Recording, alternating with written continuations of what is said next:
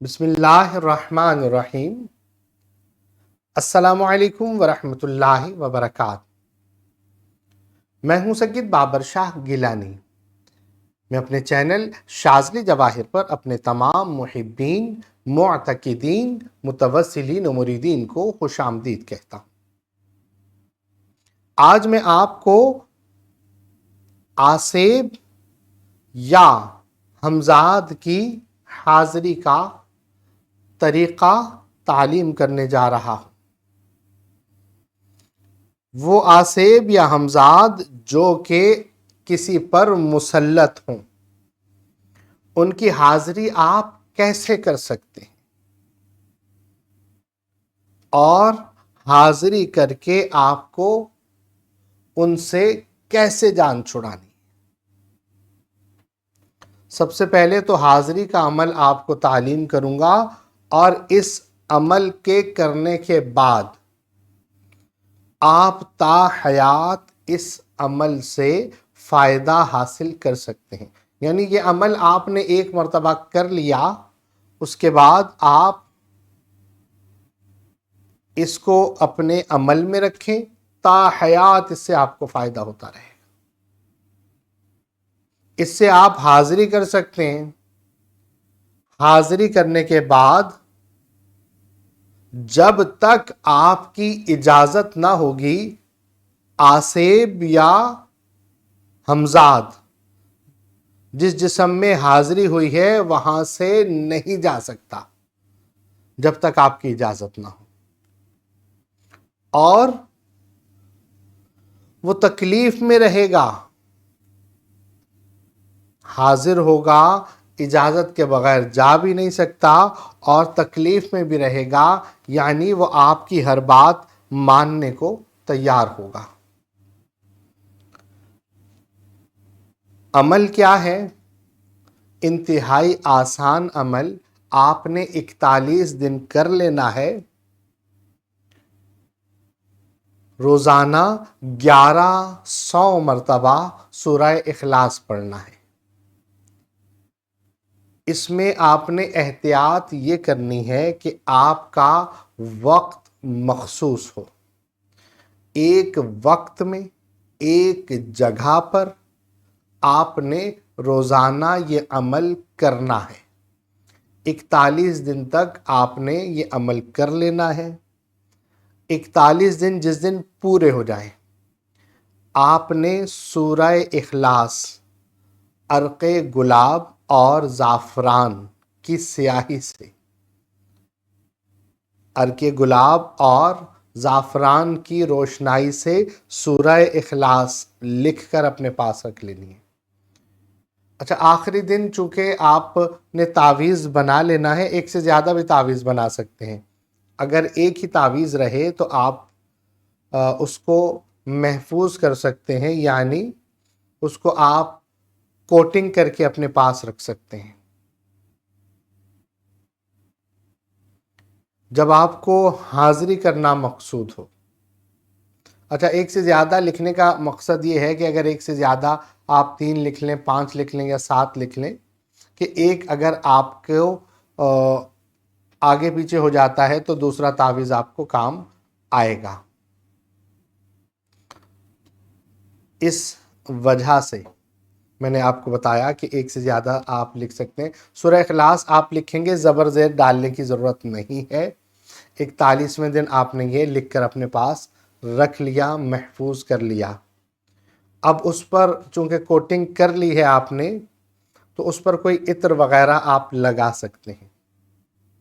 جب حاضری کرنا مقصود ہو تو جس شخص پر حاضری کرنی ہے اس کے سر پر آپ تعویذ رکھ دیجئے۔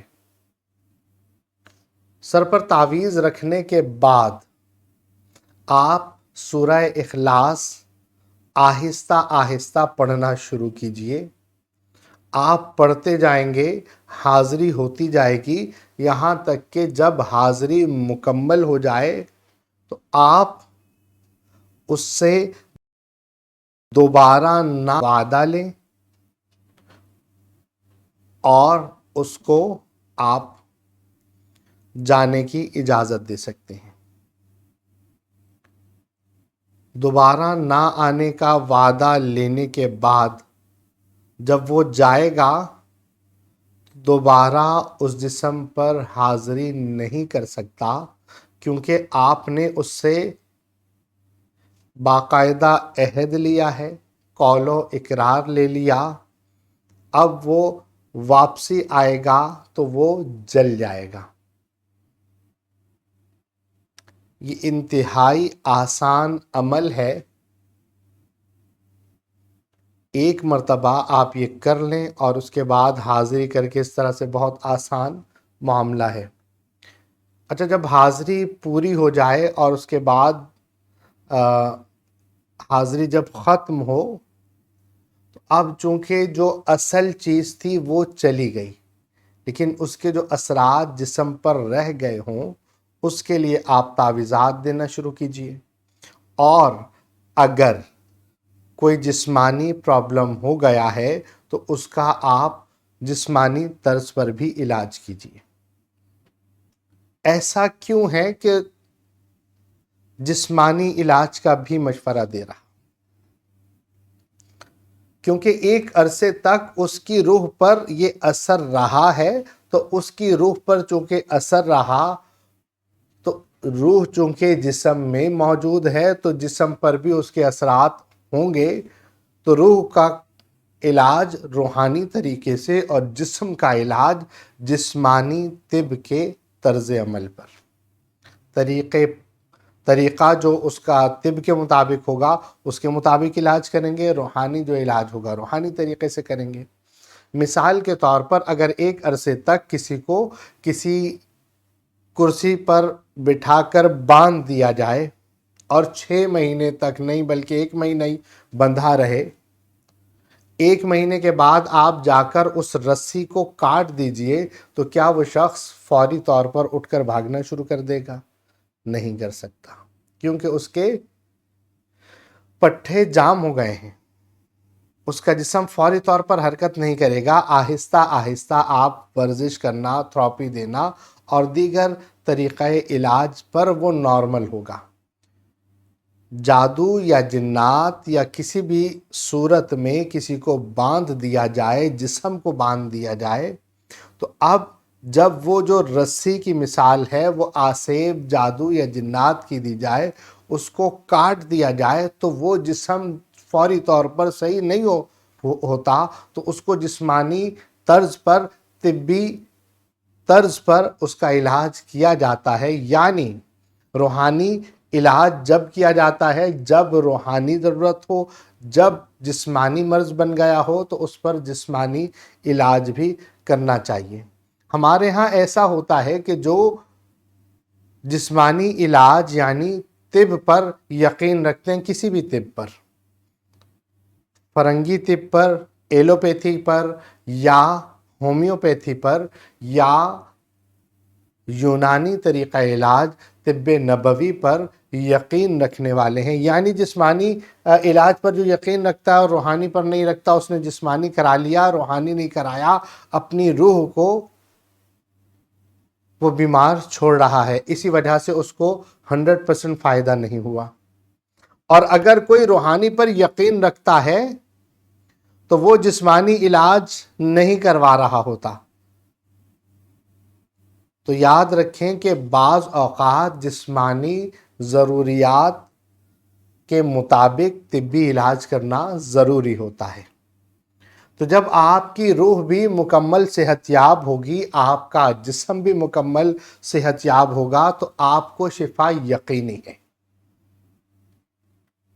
تو اس طریقے سے علاج کیا جائے گا تو انشاءاللہ عز و جل فائدہ بھی ہوگا اور مکمل صحت بھی ضروری ہوگی۔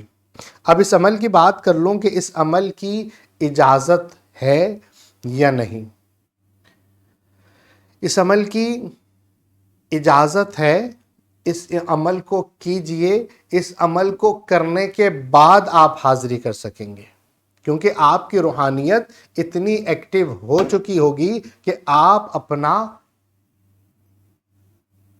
حصار بھی مکمل طریقے سے کر سکیں گے، کیونکہ سورہ اخلاص آپ کی روحانیت کو ایکٹیو کر دے گی۔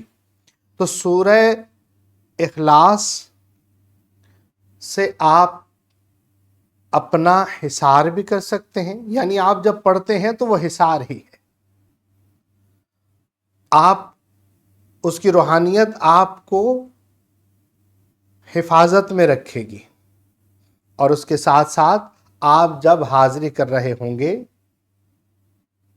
تو آپ صحیح طریقے سے حاضری کر سکیں گے، اور اگر عمل کیے بغیر ایسا کریں گے تو نقصان ہی نقصان ہے۔ لیکن یہ یاد رکھیں کہ جب بھی آپ حاضری کیا کریں تو حاضری کے بعد فوری طور پر مریض کو کہیں کہ آپ صدقہ کیجئے۔ صدقہ کر لیں گے تو مریض بھی حفاظت میں رہے گا اور طبیب بھی حفاظت میں رہے گا، معالج جو ہے وہ بھی حفاظت میں رہے گا۔ اللہ تبارک و تعالی ہمیں روحانی اور جسمانی ہر طرح کی بیماری سے محفوظ رکھے۔ آخر میں محبت کا پیغام، اپنا اور اپنے پیاروں کا بہت خیال رکھیے گا۔ السلام علیکم ورحمۃ اللہ۔